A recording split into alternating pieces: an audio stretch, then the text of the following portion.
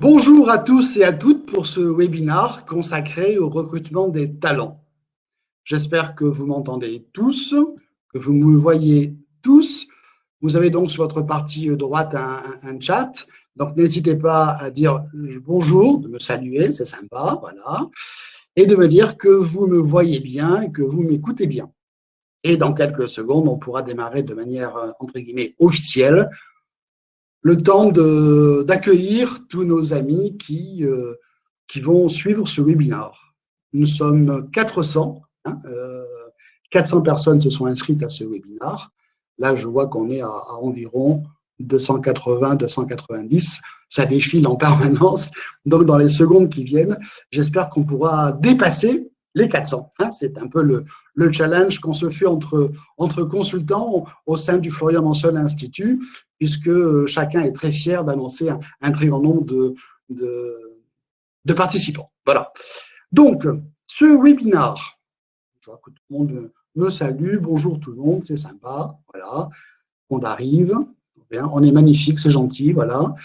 Voilà. Super. Voilà. Très bien. Donc, cycle de webinaires sur le management. On en a prévu une bonne douzaine. On a démarré ça il y a un mois par rapport au démarrage du confinement. Nous allons traiter aujourd'hui du recrutement des talents. Alors. Voilà. Donc aujourd'hui, donc 21 avril, comment recruter des talents, compétences ou potentiels. Et vendredi, nous aurons un autre webinaire sur comment mieux communiquer pour mieux manager. Donc voici les précédents webinaires, voici les futurs webinaires. Vous voyez que jusqu'au 5 mai, juste avant la fin du confinement, nous avons un webinaire de prévu. Voilà. Donc, vous nous connaissez tous pour la plupart.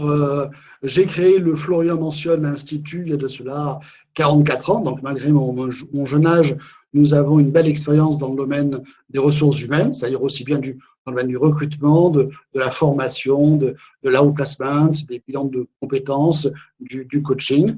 Nous avons une vingtaine de consultants de par la France et également donc des partenaires à l'étranger, Maghreb, Espagne et Italie.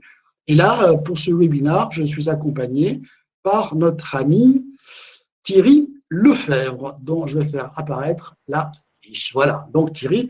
Bonjour Thierry, si tu voulais nous dire 2 mots d'accueil, on serait heureux.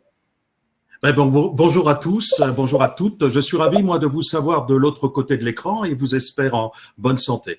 Alors, pour me présenter, si tu permets, en me servant du thème de ce présent webinaire, je dirais que j'ai transféré mes compétences du public en potentialité dans le privé.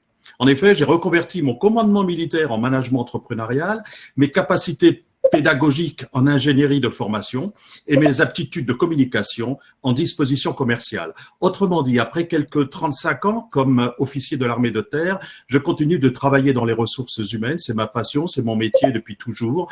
Et j'ai rejoint le Florian Manson Institut depuis une douzaine d'années.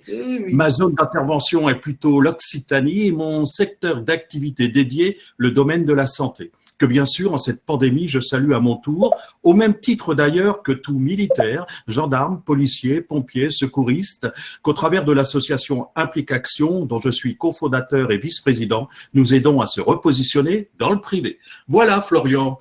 Allez. Beaucoup de talent, il y a beaucoup de talent, Thierry, et je suis heureux d'avoir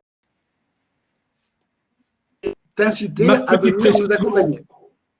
Voilà, une petite précision quant à mon travail auprès de toi en ce jour, c'est de révéler au travers du chat les questions qui nous seraient posées, de telle sorte de te les donner à répondre. Bien naturellement, je vous invite, vous également, à communiquer entre vous au travers de ce chat lorsqu'il y aura un grand débat et qu'il mérite attention. Naturellement, je le ferai valoir auprès de notre conférencier.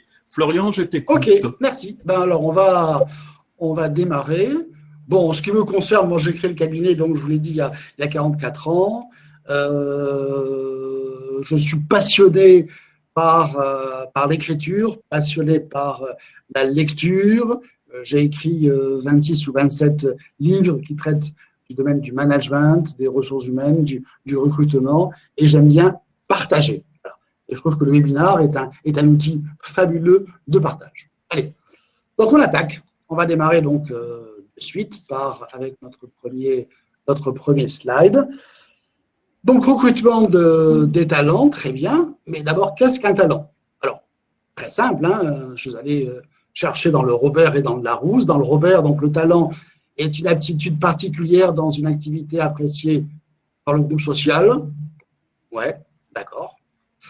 Le Larousse, qu'est-ce qu'il dit? Le talent est une aptitude, une habileté naturelle ou acquise à faire une chose, en particulier dans les domaines artistiques et littéraires. Bon, on est bien avancé avec tout ça, en fait. Hein. Elles sont relativement vagues, ces deux définitions, alors qu'on perçoit bien quelque chose dans le talent. Mais quoi exactement? En tout cas, ce qu'on peut dire déjà avec ces deux définitions, c'est qu'il y a le mot aptitude qui apparaît dans les deux définitions. Le talent, finalement, c'est une aptitude particulière dans une activité humaine. Mais alors, tu vas me poser la question, Thierry. Et qu'est-ce que l'aptitude? Le talent est une aptitude, très bien. Mais c'est quoi une aptitude? L'aptitude, c'est cette capacité d'un individu à réaliser une action ou une mission donnée. Et quand cette aptitude est remarquable, on parle de talent, voire de don. Moi, je croyais qu'une aptitude, Florian, c'était par exemple l'aptitude à marcher. Et elle devient une capacité quand on peut courir. Tu es très très beau en fait. Hein. Tu es assez talentueux, je dois dire en fait. Hein. C'est tout à fait ça. C'est tout à fait ça en fait. Hein. Il y a des basiques en nous que l'on va utiliser ou exploiter. Voilà. Et dans cette période de confinement, l'aptitude à dormir nous conduit à la capacité à rêver. À rêver, exactement. Voilà. Donc, on a dit que le talent, c'est une attitude, mais surtout, le talent, c'est une différence. Différence, pourquoi? Parce que entre deux individus, c'est le talent qui va s'imposer comme élément de différence. Et du reste, on ne parle jamais de talent en général, on parlera toujours de talent en quelque chose. On dira que tel footballeur a du talent, tel musicien a du talent, tel chanteur a du talent. C'est toujours dans un domaine bien précis, dans le domaine de la musique, du chant, du sport, etc. En fait, hein. Et le talent fait référence donc à une singularité. Donc c'est intimement lié à un individu et à une activité. Donc talent, oui, vas-y. Vas-y. Donc talent égale aptitude, talent égale différence. Alors, je vois déjà des questions apparaître et des interrogations, notamment celle de mon homologue que je salue, Thierry Lefebvre, qui nous dit justement, voilà précisément, naturel ou acquis, inné ou acquis, où on en est de ce talent, est-ce qu'on peut le travailler, est-ce que c'est de naissance, qu'en est-il? Alors, je ne vais pas répondre à cette question. Ouais. Je ne vais pas répondre à cette question. Eh ben, à bientôt, Florian. Ou tout au moins, je vais répondre différemment. Je vais faire une double réponse, mais tu vas comprendre pourquoi je ne réponds pas. Mon premier élément de réponse, c'est de faire appel à la Bible, à Matthieu, l'évangile selon saint Matthieu, la parabole des talents. Tu connais la parabole des talents. Un maître s'en va en déplacement, il convoque 3 serviteurs. Au premier serviteur, il donne 5 talents, pièce de monnaie, hein, l'argent, il donne 5 talents. Au deuxième, il donne 3 talents. Et au troisième, il donne 1 talent. Voilà. Il s'en va. Il revient, quelque temps après. Il convoque de nouveau ses 3 serviteurs. Il demande au premier serviteur, qu'as-tu fait des talents que je t'ai confiés? Et le premier des serviteurs dit, maître, je les ai fait fructifier. Tu m'as donné 5 talents. Je t'en remets 10. J'ai doublé la mise. Bravo, lui dit le maître. Matthieu ne dit pas ça comme ça, mais enfin, je le dis à ma manière, en fait. Bravo, tu es un bon serviteur. Il s'adresse au deuxième serviteur. Il dit, toi à qui je donnais 2 talents, qu'as-tu fait de ces 2 talents? Maître, je t'ai fait fructifier et j'ai doublé la mise. Je vous rends 4 talents. Les 2, plus les 2 que j'ai gagnés. Bravo, dit le maître. Et il s'adresse enfin au troisième serviteur en lui disant, je t'ai donné 1 talent. Qu'as-tu fait de ce talent? Et le serviteur, j'ai agi avec beaucoup de précaution, j'ai pris ce talent je l'ai enterré dans la terre pour être sûr de ne pas le perdre. Je l'ai ressorti et je vous le rends. On m'a donné un talent, je vous rends ce talent. Et là, le maître l'a pourri, mais vraiment pourri. Enfin, je le dis à ma manière, hein, selon Saint-Florian. Hein, l'a pourri. Je sors la Bible et qu'est-ce qu'il dit?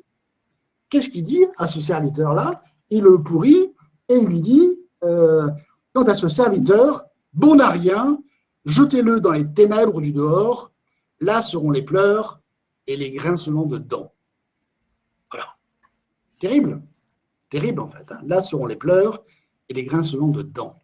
Ce qui veut dire quoi? Ce qui veut dire que on a tous des talents et le but, c'est de les exprimer. Le but, c'est de les exploiter. Et celui qui ne le fait pas, ben, il est responsable de sa situation, en fait. Hein. Et donc, la Bible est très claire à ce sujet. Et dans l'entreprise, c'est pareil.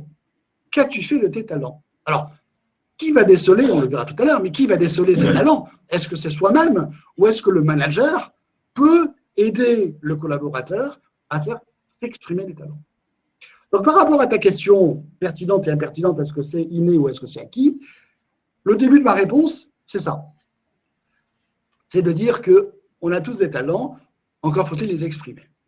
Deuxième élément de réponse, parce que je ne sais pas si c'est inné ou acquis, mais ce que je sais, et c'est ma seconde réponse, c'est qu'il n'y a pas de talent, il n'y a pas d'expression de talent sans travail. Alors ça revient effectivement beaucoup parmi les réponses du chat qui est le travail, et le travail, et le travail. On verra que ce n'est pas seulement que ça non plus. La Calas, qui avait du talent dans le chant, bah, tous les jours, il faisait des gammes. Le meilleur des footballeurs, talentueux, tous les jours, il s'entraîne, etc., etc. Il n'y a pas d'expression de talent sans un travail quotidien. Voilà, ça c'est ce qui est important. Nos talents sont évolutifs. L'expérience permet de les améliorer sans cesse. Ils sont évolutifs en ce sens qu'on a un fond, hein, on a des bases en fait, hein, à charge à nous à les exploiter, à charge aux managers à les faire aider à s'exprimer, hein, puisque le but du manager, on l'a vu dans les précédents webinaires, dans le cadre du management Epifit, le but du manager, c'est de faire grandir ses collaborateurs. Et on va faire grandir ses collaborateurs justement en essayant de libérer ses talents et en donnant des possibilités à son collaborateur de s'exprimer. Et là, il y a un rôle sans doute aussi du manager. Un rôle fondamental du manager qui va devoir définir trois choses différentes qu'on confond parfois un petit peu, c'est le talent, le potentiel et les compétences. On mélange absolument un petit peu tout. Alors, je crois que le potentiel, qu'est-ce que c'est? Le potentiel, c'est la promesse d'une performance future. Nous avons un bon vendeur qui a un certain talent dans le domaine de la vente, un bon vendeur. Ferait-il demain un bon chef des ventes? A-t-il le potentiel pour devenir demain un chef des ventes? C'est une promesse de performance future. Alors que la compétence, c'est un ensemble de savoir, de savoir-faire et de savoir-être que l'on peut valider aujourd'hui. À un instant T. À l'instant T. Et est-ce que demain, le potentiel que l'on va percevoir dans ce bon commercial, demain en tant que chef des ventes, est-ce qu'il sera compétent? Tu vois la différence qu'il y a entre les deux, en fait. Hein. D'un côté, on a une promesse, et de l'autre, on a des résultats, en fait. Hein. Et le talent, lui, au-delà du potentiel de la compétence, c'est une compétence supérieure aux collègues. C'est ça. Le talent, c'est l'excellence et une différence. Selon Saint-Florian, hein, je te mets à l'aise, hein, tu t'en doutes. Hein, voilà. Souvent, la marque d'une originalité, peut-être aussi? Oui. D'une spécificité. En fait, hein, et une authenticité. Qui le rend singulier. Voilà. Et je crois que le bon manager, ce n'est pas celui qui doit rendre clone ses collaborateurs. Ce n'est pas le mimétisme. Hein, ce n'est pas faites comme moi. Hein, ne faites pas des perroquets. Au contraire, je crois que le bon manager, c'est celui qui va faire grandir ses collaborateurs en les faisant exister, hein, avec une certaine authenticité. Et je dirais que même, entre guillemets, les défauts, les particularités d'un collaborateur, ben, je crois qu'il faut savoir en jouer, il faut savoir les utiliser. On ne doit pas avoir… Dans une équipe, le métissage est à privilégier par rapport à des gens identiques. C'est pas la Donc, on peut ne pas compter que sur soi pour avoir des talents. On peut aussi attendre que quelqu'un d'autre les optimise. On n'est pas forcément pleinement connaisseur de nos talents, de nos propres talents. Et c'est le rôle du manager. Un autre peut nous aider, voilà. Alors, bon, on est clair, hein, donc talent, ensemble d'aptitudes excellentes et spécifiques, indépendantes du contexte, compétences, ensemble de savoir-faire, de savoir-être, mobilisés dans un contexte, et voilà, donc le potentiel, c'est une performance future. De toute façon, ne vous inquiétez pas, on enverra systématiquement à tous les participants du webinaire le PowerPoint que je présente, les slides. Ne me remercie pas, Thierry, c'est pas la peine. C'est fait. C'est fait. De revenir dessus. C'est fait avec les commentaires. Voilà. Oui. Ok. Alors, tu vas me poser comme… Justement, mais en entreprise, juste avant que d'accéder à cette pépite ou à cette pépinière en entreprise, est-ce que j'ai bien compris que le talent, il fallait le produire, il fallait s'en servir pour se dépasser, un autre aussi pouvait nous aider à l'optimiser. Est-ce que quelqu'un qui est talentueux ne doit pas aussi avoir et de la chance et de l'ambition? Alors, je ne l'ai pas prévu dans les slides, mais c'est très pertinent. Si ça ressort des questions, effectivement, la chance arrive à des personnes préparées. Hein, c'est comme la sérendipité. Hein, la provoque. La sérendipité, c'est trouver quelque chose qu'on ne cherchait pas, mais on trouve des choses qu'on ne cherchait pas parce que notre esprit est préparé. Et je crois que dans le travail, il en va de même. N'est chanceux que celui qui suscite, qui provoque la chance, en fait. Hein. Donc, c'est lié. Il y a une dynamique qui est à l'intérieur de chacun d'entre nous, à charge à nous à exploser, à exploiter cette dynamique, en fait. Alors, la question que l'on pourrait se poser, c'est où trouve-t-on ces talents? J'espère en entreprise, alors, j'espère parmi nous, de manière complémentaire, et j'ai vu que quelqu'un a été choqué par le terme talent, que c'est quelque chose de supplémentaire. Non, c'est complémentaire à un ensemble de collègues. Hein. On peut avoir du talent complémentaire et pas forcément supérieur. L'essentiel, c'est que tout ça forme un ensemble cohérent. Ah, mais il y en a qui sont meilleurs que les autres. Hein. Il faut pas… Oui, mais ils n'en demandent pas moi. Il ne faut pas se voiler la face, en fait. Hein. Et je crois que… il y a des cadres à fort potentiel dans l'entreprise, et dans de grosses entreprises, on va même chouchouter, privilégier les cadres à haut potentiel. Les cadres à haut potentiel, c'est bien une notion qui existe, en fait, hein, parce qu'ils seront amenés à un avenir brillant dans l'entreprise. Donc la question que je me pose, c'est où trouve-t-on ces talents? Soit en interne, soit à l'externe. Alors, le but… Ça requiert de les détecter. Pardon? Ça requiert de les détecter. Alors, ça requiert de les détecter. Alors, en interne, ben, on va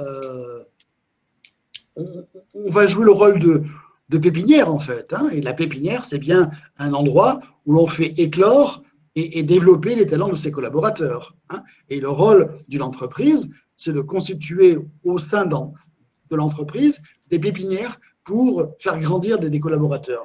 Et sinon, ben, si on n'a pas en interne, par rapport à un besoin bien précis, ce talent, ben, on va le chercher ailleurs. On va chercher des pépites.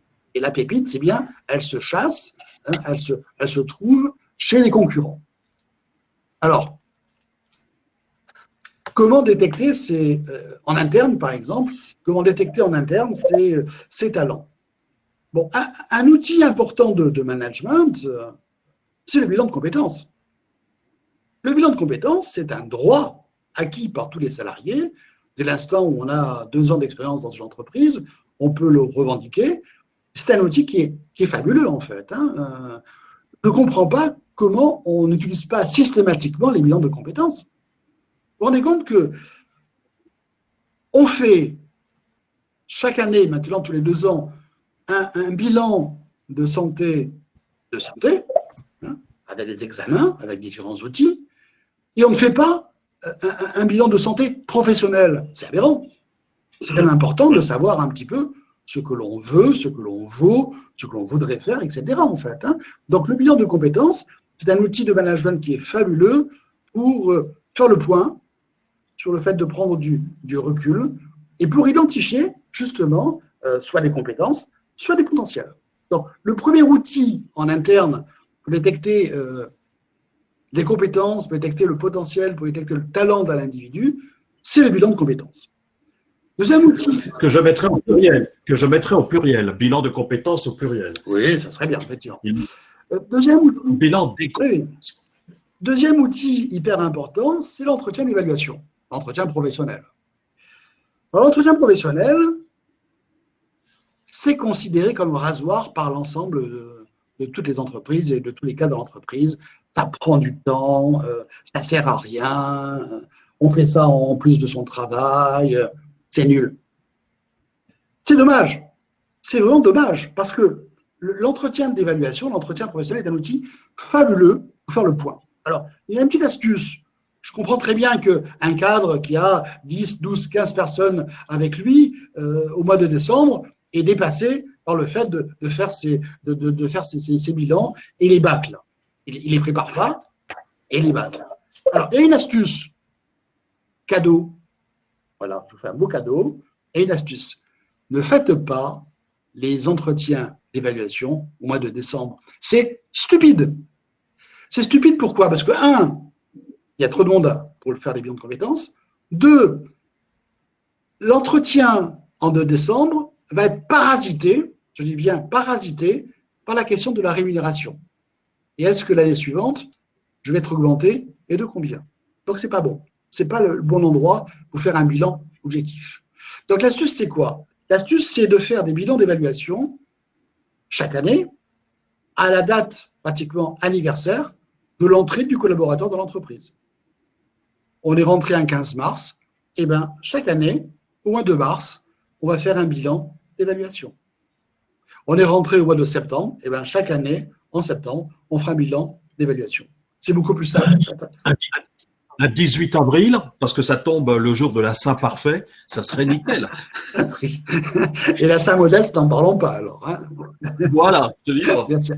Donc, considérez l'entretien d'évaluation comme un fabuleux outil de management.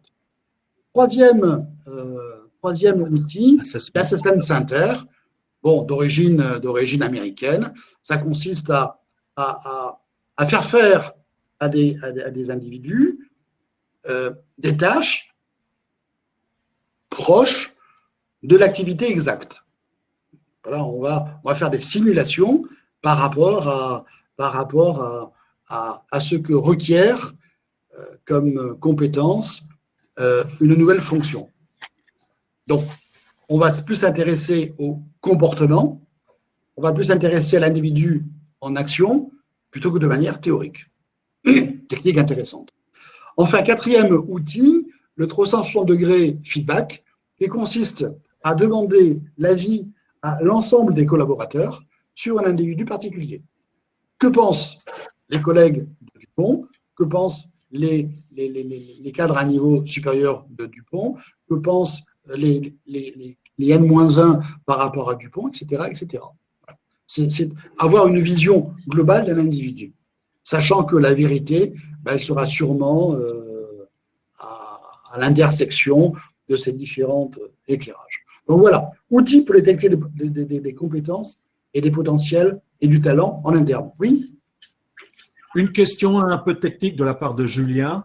Est-ce une bonne idée de séparer l'entretien d'évaluation annuel de la revue de rémunération? Et non, justement, c'est ce que j'ai dit en fait. Donc, surtout pas en décembre. Surtout pas en décembre, parce que là, on va se faire parasiter. On va se faire parasiter par ça. Non. C'est un autre entretien, en fait. Et du reste, l'entretien sur la rémunération, elle est plus de manière presque collective d'une part, parce que ça nécessite une politique générale, et puis affinée, en fait. Donc, surtout pas. Ne mélangeons pas les deux. En fait. Ensuite, et après, il y a aller chercher les talents à l'extérieur, faire du recrutement en externe. Et là, il y a 5 points que j'ai listés sur lesquels je vais m'apesantir un petit peu parce qu'ils sont importants. Les précautions à prendre. Première précaution, éviter de recruter un clone. Voilà. Moi, je le vois, en tant que conseil en recrutement, je le vois, mais mes clients, qu'est-ce qu'ils me demandent quand ils cherchent quelqu'un? Souvent, c'est pour remplacer quelqu'un qui s'en va. Et ils me disent tous, je mentionne, je voudrais le même, alors vraiment le même, peut-être un petit peu plus jeune et un petit peu moins cher. C'est cela, oui. Voilà, mais je veux le même. Non, ce n'est pas le même qu'il faut. On ne cherche pas des clones. On cherche des personnes compétentes pour assumer des responsabilités, pour réaliser des objectifs. Et je crois que le métissage, la diversité dans les équipes de travail, c'est porteur, c'est positif pour faire avancer l'entreprise, en fait. Il ne faut surtout pas embaucher des gens identiques, ayant la même formation, venant de la même école, venant du même secteur d'activité. Au contraire, embaucher des gens d'autres secteurs d'activité, d'autres formations un petit peu atypiques, ça enrichit l'équipe, ça enrichit l'entreprise. Donc, éviter de recruter des clones. Deuxième précaution à prendre, éviter de considérer le recrutement comme un problème de candidat. Je vais peut-être vous surprendre, mais le recrutement, ce n'est pas un problème de candidat, contrairement à ce qu'on pourrait croire. Pas un problème de candidat. Alors c'est bien, mais si ce n'est pas un problème de candidat, c'est un problème de quoi? De quoi s'agit-il? Je vais prendre une image pour bien me faire comprendre. Il y a un cas réel. L'entreprise m'appelle, me dit, monsieur Mentionne, voilà, j'ai 5 commerciaux, un commercial par département sur l'Hérault, le Gard, la Lozère, etc. J'ai 5 commerciaux et un chef des ventes. Mon commercial du Gard s'en va, et donc je cherche un commercial pour le Gard. Problème. Quel est son besoin réel? J'ai compris son besoin exprimé. Son besoin exprimé, c'est mon commercial dans le Gard s'en va, je dois le remplacer. Mais est-ce que c'est son véritable besoin? Je ne sais pas. Je ne pense même pas que ce soit ça son besoin. Donc son besoin, quel est-il? Son besoin, il est très simple. Son besoin, c'est de faire du chiffre dans le Gard. Ou mieux, de faire de la marge dans le Gard. Et si donc il doit faire de la marge dans le Gard, on va se poser les bonnes questions. Que faut-il pour faire de la marge dans le Gard? Peut-être avec un téléprospecteur, on va faire de la marge dans le Gard. Peut-être qu'avec un chauffeur-livreur, on fera de la marge dans le Gard. Peut-être qu'avec le commercial de la Lozère, il va faire la Lozère et le Gard, et on fera de la marge sur le Gard. Peut-être que le chef des ventes peut être chef des ventes, plus commercial dans le Gard. 5, on peut embaucher quelqu'un sur le Gard. Et cette cinquième solution n'est qu'une 5e solution. Donc, ce que je veux dire, c'est que n'allons pas trop vite. Ne subissons pas les recrutements et n'allons pas tout de suite à embaucher une personne, le clone, à l'identique par rapport auparavant. J'ai mon responsable de la com qui s'en va, je dois embaucher une responsable de la com. Je ne sais pas s'il faut embaucher une responsable de la com. En revanche, ce dont je suis sûr, c'est que la communication doit être une fonction pérenne dans l'entreprise. Ça, oui. La pérennité des fonctions est bien plus importante que la pérennité des individus dans les fonctions. Prenez note, c'est important. Et oui, c'est important. C'est important, en fait. Donc, à chaque fois de se poser la question, quelqu'un s'en va, c'est une fabuleuse opportunité pour repenser l'organisation. Voilà. Et donc, ma définition à moi du recrutement, le recrutement, ce n'est pas chercher la bonne personne à la bonne place, comme on dit trop simplement, en fait. Pour moi, le recrutement, c'est la résolution d'un problème socio-économique, un problème organisationnel et humain. C'est ça. C'est apporter une solution à un problème qui surgit par le départ de quelqu'un ou par un besoin qui émerge et dont on a besoin de quelqu'un pour assumer ce besoin. Voilà. Le recrutement, c'est ça. Ce n'est pas lié au candidat. Ce n'est pas lié qu'au candidat. J'exagère volontairement, tu as compris.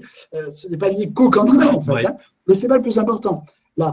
L'amont d'une mission de recrutement, la manière dont la structure est organisée, la manière dont la structure va pouvoir demain intégrer une nouvelle personne, c'est beaucoup plus important que évaluer un candidat. On mise là encore sur l'avenir, comment il va évoluer parmi les siens, parmi l'ensemble. Qu'est-ce qu'il va apporter comme plus-value grâce à ses talents, grâce à son potentiel, c'est cela? C'est tout à fait ça. Je veux dire, Et grâce à son envie aussi d'en être. une entreprise, c'est pas un ensemble avec des pièces juxtaposées. Une pièce s'en va, j'en remets une Non, c'est autre. pas du niveau. Hein, c'est pas ça. Ouais. C'est pas le principe du travail temporaire, en fait, hein, où là, on remplace une pièce par une autre. Non. Pour moi, un recrutement et une entreprise, c'est un système avec des pièces Voilà. qui sont en interaction. Et quand on enlève une pièce de ce système, ben, tout le système Ça bouge. fait bouger les Voilà. lignes. Il faut avoir une approche globale pour satisfaire un besoin. Mhm. Donc, La vision du puzzle, c'est complètement faux. C'est pas une pièce qu'on prend et tout qu'on à fait. remplace. C'est bien pour le travail temporaire. Pas du Lego. Ou c'est bien, dans, C'est c'est en bien dans des mouvement. entreprises avec des procédures. Chez McDo, c'est très bien. Un serveur s'en va, je remets un autre. Le responsable des frites s'en va, je remets un autre. Voilà. Même. Parce que c'est bien balisé, en fait. Hein. Il y a des procédures. Mais en dehors de quelques cas comme ceci, une entreprise, c'est un système avec des pièces d'interaction. Précaution 1, éviter de recruter un clone. 2, éviter de considérer le recrutement comme un problème de candidat. 3, ne pas subir, mais anticiper. Constituer un vivier de candidats. Il n'y a pas longtemps, j'ai une entreprise qui m'appelle et qui me dit « Monsieur Lancione, voilà, je cherche un commercial, je n'arrive pas à trouver de commerciaux, la France fabrique des fonctionnaires, la France ne produit plus de commerciaux, c'est terrible. Moi, je voudrais un… Oui, monsieur Lancione, je peux dire, je voudrais un… Non, je ne sais pas ce que c'est qu'un… Qu'est-ce que… Je ne sais pas, hein, je veux un winner, un machin. Je ne sais pas, monsieur. Et je dis, mais en interne, il cherche un technico-commercial, c'est un négociant de matériaux de construction, il cherche un technico-commercial. Et en interne, il n'y a pas quelqu'un qui pourrait faire l'affaire. Oh non, monsieur Lancione, il n'y en a pas, vous savez. Non, c'est dommage parce qu'il y a 5 ans, vous savez, il y a 5 ans, j'avais fait grandir un commercial en interne, un commercial sédentaire, je l'avais mis sur le terrain, ça a été un des meilleurs technico-commerciaux de l'entreprise. J'ai très bien. Et pourquoi vous ne faites pas ça? Oui, mais on n'en a pas. J'ai dit, écoutez, c'est quand même incroyable. Vous reconnaissez que faire grandir quelqu'un en interne, qui connaît l'entreprise, qui connaît les produits, qui connaît les clients, avec une formation complémentaire, vous le mettez sur le terrain, et pourquoi vous ne le faites pas davantage? Demain, monsieur, demain, quand vous embauchez un chauffeur-livreur, souriant, sympathique. N'embauchez pas le premier venu, quelqu'un qui a du potentiel. Vous embauchez une secrétaire commerciale, n'embauchez pas la première candidate venue. Embauchez celle qui a peut-être un potentiel pour être commercial, etc., etc. Donc, organisez des filières, des viviers de candidats.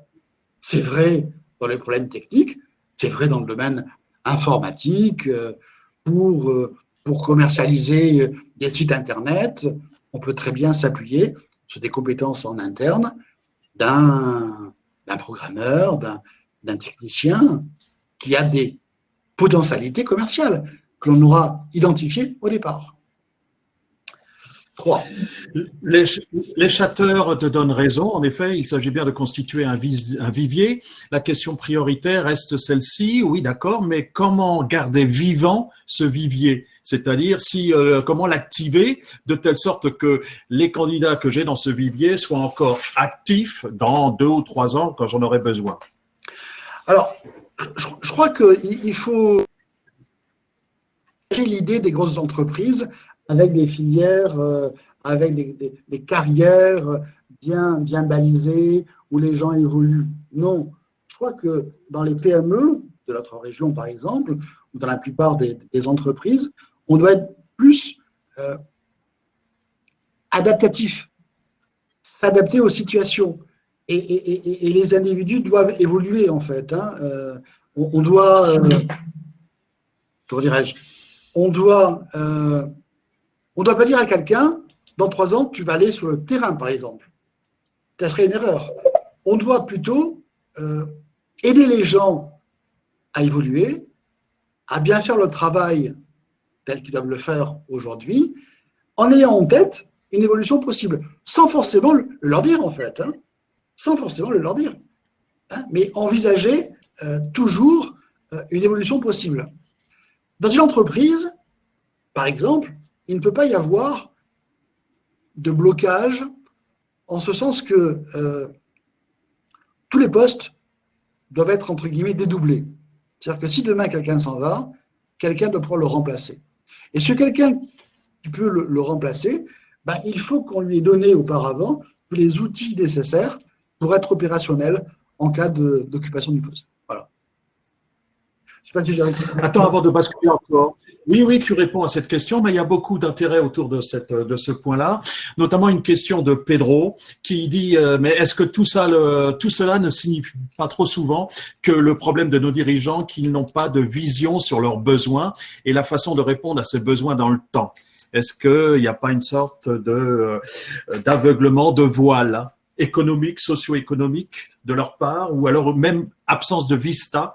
Alors, c'est en partie vrai, mais je dirais que c'est le rôle de la DRH dans une entreprise. Hein. Je ne parle même pas de… Je ne prêche pas pour ma paroisse, en fait. Hein. C'est le rôle d'un consultant. Mais en interne, le rôle de la DRH, c'est justement d'analyser en permanence les compétences, de voir comment ces compétences évoluent, de voir si tout le monde se sent bien, parce qu'il faut aimer les collaborateurs dans l'entreprise, il faut les aimer, et il faut mettre les conditions nécessaires pour que chacun s'exprime correctement. Donc, c'est sûr qu'on doit avoir une vision globale. Et il faut faire attention, il y a la gestion du court terme, et puis après, il y a la gestion du moyen terme. Et la gestion du moyen terme, ben, c'est la DRH dans une entreprise, ou en tout cas, quelqu'un qui doit jouer, quelqu'un qui doivent jouer ce rôle-là, en fait, hein, en disant, attention, dans un an, dans 2 ans, où est-ce que l'on va, en fait, hein. Jouer ce rôle-là en se servant astucieusement de la GPEC. Oui, bien sûr. Qui est quand même une formule gagnante. D'où l'intérêt de faire des bilans de compétences, d'où l'intérêt de faire des entretiens d'évaluation, des entretiens professionnels, bien sûr. Donc en permanence, on va réalimenter la connaissance de nos collaborateurs. Quatrième précaution à prendre, la réussite d'un candidat ne dépend pas uniquement de ses compétences. On en a déjà parlé dans les différents webinars. On a créé une formule magique qui est P égale CM3. Alors, c'est-à-dire quoi P égale CM3? P, c'est la performance. À quoi est liée la performance d'un individu de l'entreprise? Classiquement, on va répondre, bah, la performance, elle est liée aux compétences de l'individu. Ce qui est vrai. La compétence découlant, on l'a dit, on le répète, du savoir, du savoir-faire et savoir-être de l'individu. Mais cette compétence, elle doit être, ou elle est même activée, elle est factorisée, elle est multipliée par M, 3 M. C'est pour ça qu'on parle de M au cube. Premier M, c'est la motivation. Est-ce que chaque individu, quand il va dans l'entreprise, le matin, il a envie de bosser et de bien bosser? Est-ce qu'il va bâtir des cathédrales, comme disait Loïc il y a quelques jours dans un précédent webinaire? Donc, la motivation est importante et il faut qu'elle soit en permanence activée. Deuxièmement, le deuxième M, ce sont les moyens. De quels moyens va disposer le collaborateur pour réussir dans sa mission?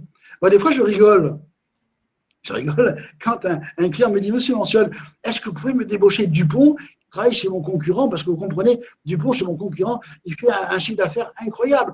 Si vous pouvez l'attirer, qu'est-ce que ça serait bien ?» Alors, je rigole. Pourquoi je rigole?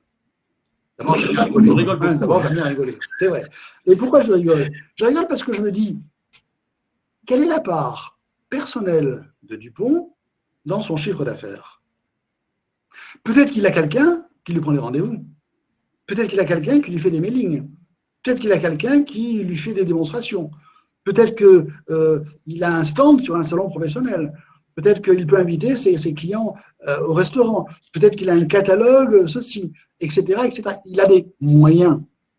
Donc, est-ce que demain, dans l'entreprise, monsieur le client, vous allez donner les mêmes moyens à ce collaborateur? Parce que si vous ne lui donnez pas les mêmes moyens, aussi brillant soit-il, il ne pourra pas faire un très gros chiffre d'affaires. Donc, ce que je veux dire, c'est que la compétence est une chose, mais elle va être activée par, un, on l'a dit, la motivation, deux, les moyens, troisième, le management. Le management, il a un rôle hyper important dans l'animation de l'équipe, dans toutes les équipes, y compris le foot. Pour qu'un footballeur marque un but de la tête, il faut qu'il soit compétent. Et nous, en tant que Florian-François l'Institut, en tant que conseil en recrutement, on va embaucher le meilleur des footballeurs, en fait, hein, celui qui s'est marqué un but de la tête. Mais pour qu'il marque un but de la tête, ce gars-là, ce compétent, qu'est-ce qu'il lui faut? Il faut qu'on lui passe le ballon, bien sûr. Si on ne lui passe pas le ballon, aussi compétent soit-il, il ne pourra pas marquer un but de la tête. Et en plus, il faut qu'on lui passe bien le ballon, pas n'importe comment. Donc, je veux dire par là que la réussite d'un individu, c'est la réussite d'une équipe. C'est la réussite du management. C'est une approche globale qu'on essaye de faire introduire dans l'entreprise. C'est important. Donc, alors avant de passer, oui, justement, ça va faire peut-être une transition avec méfiez-vous de l'entretien de recrutement et de passer à l'étape supérieure ou autre, prochaine en tout cas. Beaucoup effectivement de nos chatteurs disent que la motivation c'est quelque chose d'important, qu'elle s'entretient, que personne ne doit ne pas en avoir.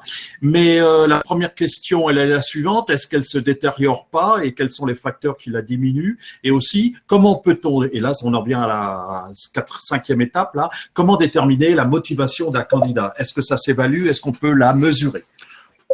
Alors, il y a plusieurs questions hyper pertinentes en fait. Hein. C'est très difficile de motiver un collaborateur alors que c'est très facile de le démotiver. Voilà. Oui. Donc ça veut dire quoi?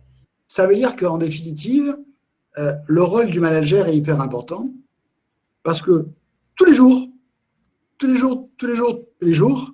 ben, il doit se préoccuper de la santé physique et psychique de ses collaborateurs. Tous les jours, ben, il doit masser les mollets de ses collaborateurs. Tous les jours. C'est pas une fois. C'est pas, mais je t'ai envoyé un mail il y a une semaine avec copie au monde entier. Non. Tous les jours, on doit le répéter. Tous les jours, on doit encourager. Tous les jours, on doit reconnaître ses collaborateurs. La reconnaissance est un outil fondamental dans le management, en fait. Donc, cette motivation, c'est pas comme une pilule hein, que l'on prend et que l'on va avoir. Non, c'est en permanence. C'est une attention de tous les jours. Ce sont les mots que l'on va utiliser. C'est la posture que l'on va adopter avec un collaborateur. C'est le comportement. C'est le café que l'on va prendre avec quelqu'un. C'est la responsabilité qu'on va lui donner. C'est le bonjour. C'est la reconnaissance de manière générale, en fait. Cette motivation, elle s'active en permanence. Alors là, tu me poses la question, comment peut-on apprécier la motivation d'un individu? C'est pas une bonne question. Oui. Je regrette, mais c'est pas une bonne question, ça ne veut rien dire. Parce que tous les candidats vont te dire eh, monsieur le recruteur, moi je suis motivé par ce poste. Alors, vraiment, hein, vous travaillez dans la dératisation à Hasbrook. Ah, la dératisation, quel beau métier. Hein. Vous faites un métier pour la nature, hein, pour l'écologie. Ah, c'est fabuleux la dératisation. Et Hasbrook, telle belle région, Hasbrook, c'est fabuleux en fait. Alors, travailler dans la dératisation à Hasbrook, pour moi, c'est le pied en fait. Hein, vraiment, j'en sais rien. J'en sais rien. Il peut me raconter des carabistouilles, ce brave homme. Mais c'est plausible en plus. C'est plausible. Donc, c'est pas ça la motivation. C'est pas le déclaratif. Je ne vais pas évaluer le déclaratif. Moi, je crois beaucoup plus à quelqu'un de sérieux qui va tout faire pour réaliser des objectifs. Et là, je vais m'appuyer sur son expérience. Est-ce que déjà, il a travaillé sur objectifs? Est-ce que déjà, il les a réalisés? Est-ce qu'il peut me montrer des preuves? Est-ce que je peux contrôler ces preuves? Est-ce que je peux faire des contrôles de référence? Donc, je vais quand même voir un petit peu ce qui s'est passé. Et au travers de ce qu'il me dit, je vais voir les questions qu'il me pose. Des questions pertinentes ou puériles, par rapport au métier qu'il attend dans l'entreprise. Donc là, je dirais c'est plus le savoir-faire du recruteur après, qui consiste à dépasser le simple déclaratif pour comprendre qu'est-ce qui se cache derrière ce que dit l'autre. Et quand quelqu'un me dit ça ne me dérange pas de prospecter, ça ne me dérange pas de passer les écritures, c'est catastrophique. Enfin, dans la double négation, on apprend beaucoup de choses en fait. Dans le comportement, quand quelqu'un vous dit ah oui, je suis intéressé par ce poste, c'est fabuleux. C'est son corps qui s'exprime. Et votre conjoint, elle est d'accord pour que vous veniez de Paris à Nantes, se déplacer à Nantes. Votre conjoint est d'accord? Ah oui, ma femme elle est d'accord. Hein. Oui, bien sûr, bien sûr. Non, mais je pense que pour travailler dans les ressources humaines, il faut être capable de décrypter toute cette communication globale, verbale, non verbale, gestuelle, silencieuse, etc. Et ça, c'est une impression qu'on a avec de l'expérience et puis de l'amour de l'autre. On s'aperçoit aussi, et je vois que beaucoup de nos camarades mettent en garde contre les beaux parleurs. Effectivement, c'est quelque chose qui se ressent. Et qu'il faut un petit peu mettre de côté. Florian, ne nous mettons pas en retard. Nous étions sur méfiez-vous de l'entretien de recrutement. Voilà, donc la 5e précaution, c'est méfiez-vous de l'entretien de recrutement. C'est paradoxal ce que je dis en fait, mais pour évaluer un candidat, on a différents outils. On a l'entretien, on a les tests psychotechniques, on a le contrôle de référence, on peut avoir l'essai, on a différents outils. Et l'outil qui vient systématiquement dans la bouche des recruteurs, c'est l'entretien. Il ne peut pas y avoir de recrutement sans entretien. Et pourtant, l'entretien qui est le meilleur des outils de recrutement, c'est le plus dangereux. C'est le plus dangereux parce que il n'a pas en lui les caractéristiques d'un outil d'évaluation. Si je reprends dans le slide suivant les différents très important. Caractéristiques d'un outil d'évaluation, il faut qu'un outil soit fidèle, valide et prédictif. C'est quoi un outil d'évaluation fidèle? Un outil d'évaluation fidèle, c'est un outil qui, utilisé de la même manière par deux recruteurs différents, va trouver le même résultat. Et il faut. Est-ce que deux recruteurs ayant un entretien différent avec un candidat vont trouver le même résultat? Pas évident. Donc, c'est dans ce sens-là que je dis que l'entretien n'est pas fidèle, puisque en tant qu'outil d'évaluation, deux personnes vont avoir un jugement très différent sur le candidat. Est-ce qu'il est valide? Est-ce que l'entretien mesure bien ce qu'il est censé mesurer? C'est pas évident. Le commercial, je prends beaucoup d'exemples chez les commerciaux parce que c'est le plus symptomatique en fait. Est-ce que le beau parleur, c'est un outil d'évaluation?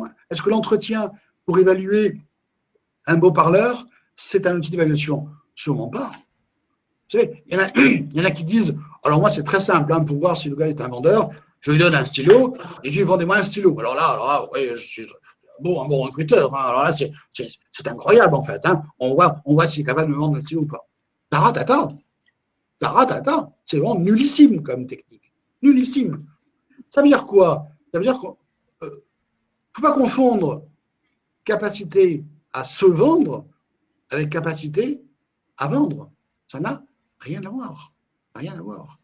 Donc, l'entretien est très dangereux parce qu'il ne mesure pas forcément ce qu'il est censé mesurer. Et à mon sens, le candidat, il a moins à se vendre qu'à se faire acheter. Florian, poursuivons, il nous reste 12 minutes. Oui. Troisième élément, la prédictivité. La prédictivité, c'est ce que je décèle aujourd'hui. Est-ce que demain, je vais le retrouver chez le candidat?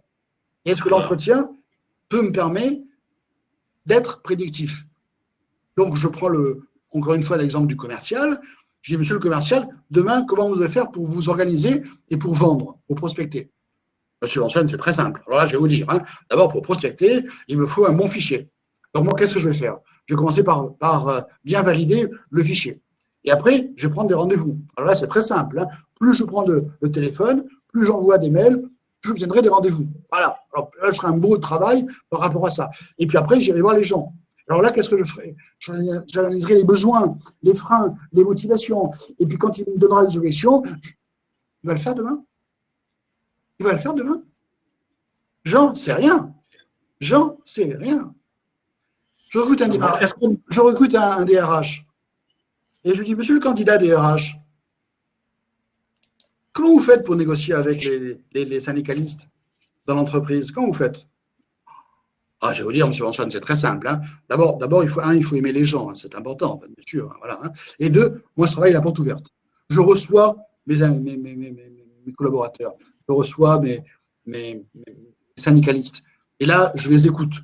Alors, quand il va me présenter une revendication, je vais les écouter, je vais les comprendre. Et puis après, il va le faire. Il va le faire. Alors, juste, non, c'est rien. Prédictivité, nul. Ce qui veut dire que, de manière synthétique, l'entretien qu'on croyait l'outil fabuleux, l'entretien n'est ni fidèle, ni valide, ni prédictif. Oups. Alors, que nous reste-t-il? Y a-t-il des indices pour réussir? Qu'est-ce qu'il nous reste? Et il nous reste que, comme il n'y a pas un outil qui a à la fois ces trois caractéristiques, on est obligé, j'ai dit bien obligé, d'utiliser tous les outils d'évaluation qui sont à notre disposition. C'est-à-dire qu'en plus de l'entretien, il nous faut à tout prix faire les tests psychotechniques.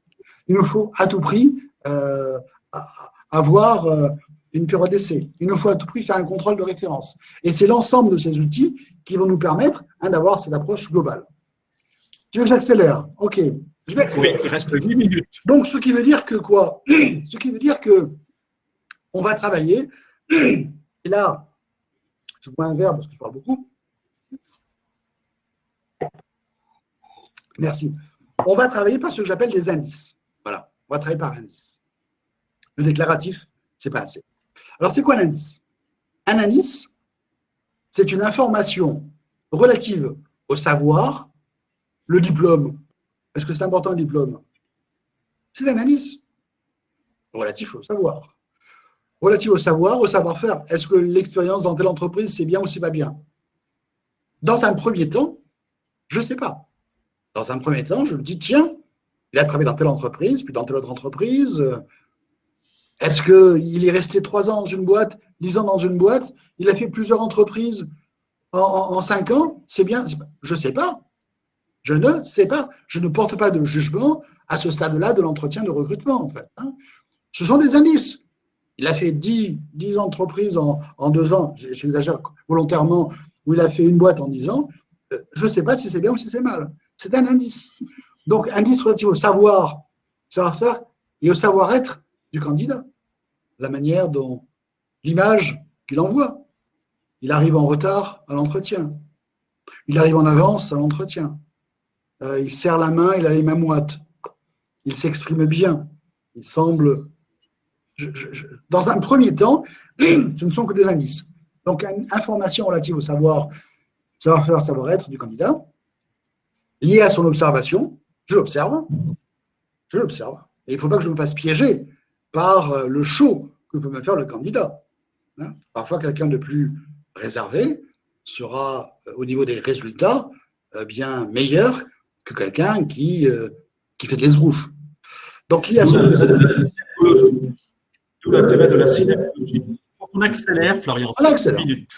Donc, observation ou l'information concrète le concernant, et en aucun cas un élément prédéterminé ou interprété, c'est l'astro-machin ou la morpho-psychomidule. Voilà. Donc, qu'est-ce que je dois faire? Je dois, 1, recueillir des indices, dans un premier temps. 2, analyser ces indices. 3, faire une synthèse. Et surtout, rapprocher cette synthèse par rapport au profil recherché. Ça répond à la question précédente d'un chatter qui disait comment peut-on apprécier la motivation? Par rapport à quoi? Eh bien, par rapport à un profil, par rapport à un... Donc, c'est bien cette adéquation entre les deux qui est importante. Les gens ne sont pas bien ou mal en eux. Ça ne veut rien dire. Est-ce que c'est un gars bien? Tout le monde est bien. Tout le monde est bien. Mais est-ce qu'il est bien adapté à la structure dans laquelle il va travailler, avec l'équipe, avec le N+1 avec qui il va travailler? C'est tout ça, en fait. Hein, et c'est la somme de ces indices qui est intéressant, qui est passionnant. Voilà. C'est ce qui fait la richesse des ressources humaines, effectivement, que de travailler sur cette richesse humaine. Vas-y, Voilà. Florian, en Donc, conclusion. en conclusion, on va dire que le bon recruteur classique, il recrute sur des compétences, c'est évident, c'est la tarte à la crème en fait. Hein. On recrute des compétences. Ça, c'est le bon recruteur. Le très bon recruteur, lui, va recruter sur des potentialités, bien sûr, parce qu'il fait un pari, hein, il mise sur l'avenir, il fait un pari sur l'avenir. Et le recruteur talentueux, parce que alors, heureusement qu'il y en a, voilà, le recruteur talentueux, bah, il recrute lui sur les talents potentiels, voilà, c'est-à-dire une future excellence et une future différence. Pas mal. Alors, c'est difficile à balayer. Il y a vraiment beaucoup d'engagement de la part de nos chatteurs. Je remercie en particulier Pedro Adrantes qui pourrait se mettre en liaison avec nous pour continuer cette discussion. Une question, Florian, sur la formation. Beaucoup déplorent qu'il est plus facile de recruter en externe que de former parce que ça demande plus de temps. Quel est ton sentiment là-dessus? Il faut les deux. Il faut les deux. Il faut en permanence former ses collaborateurs. Il y a un budget formation qui n'est qu'un minimum en fait. Hein. En permanence, il faut aider les gens il faut l'aider à grandir. Il faut améliorer leur employabilité, hein, parce que demain, ils peuvent changer l'entreprise. Il faut qu'ils soient opérationnels dans d'autres cas de figure, etc. Il faut donc… Quid de la période d'essai est-elle aussi importante que l'entretien initial? Bien sûr, non seulement elle est importante, elle doit bien se faire. Je parle là que on a une période d'essai, mettons qu'elle dure 3 mois. On ne va pas attendre la fin du 3e mois pour dire je le garde ou je ne le garde pas. C'est nul comme système, vraiment nullissime. Nous, qu'est-ce qu'on préconise, nous, dans notre cabinet? On préconise 3 bilans d'intégration. C'est-à-dire qu'à la fin du 1er mois, à la fin du 2e mois, à la fin du 3e mois, nous revenons dans l'entreprise et on fait le point. Le salarié, soit N+1 et nous. Pourquoi? Parce que dans certains cas, il faut peut-être réorienter l'action, l'activité de l'individu. Donc, la période d'essai est hyper importante, mais on ne doit pas attendre la fin de la période d'essai pour prendre une décision. Au contraire, c'est un outil important pour réorienter les choses. Nous-mêmes, au sein du Florian Mention Institut, on fait jusqu'à 3 bilans d'intégration, hein, qui permet effectivement d'avancer par étapes et de lever bien des malentendus. Encore une autre question, il nous restera 1 minute 27, Florian, 1 minute 26. Un mot sur tout ça. Beaucoup ont apprécié que tu mettes en évidence une approche systémique du recrutement et non plus seulement fonctionnelle. Tout le monde est véritablement d'accord sur le fait qu'il faut passer d'une pensée ressources humaines à une richesse humaine, même si l'humain est terriblement complexe. Merci aussi, disent-ils, d'avoir mis en évidence que le management n'est pas une science, mais un art très subtil qui fait que celui qui le manie bien, cet art, eh bien, non seulement il est talentueux, mais aussi intelligent, et c'est peut-être ce qui fait la différence entre un simple manager et un très bon leader. Toi-même, comment veux-tu intervenir là-dessus? Déjà dire que ta synthèse est remarquable, très talentueuse. Non, ils sont bons, les chatteurs. Très talentueuse. C'est très, très bon. Il faut relire tous les chats. Ma conclusion, c'est de dire que, d'un point de vue pratique, on va envoyer le PowerPoint à l'ensemble des participants à ce webinaire. 2, ce webinaire va être en replay. Dans un quart d'heure, il sera en replay. On pourra le revoir.